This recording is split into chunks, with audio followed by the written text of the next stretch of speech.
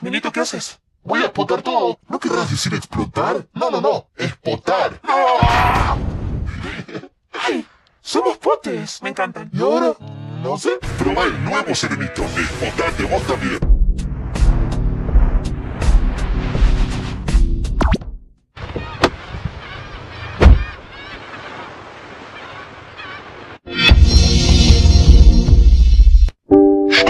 Simply clever.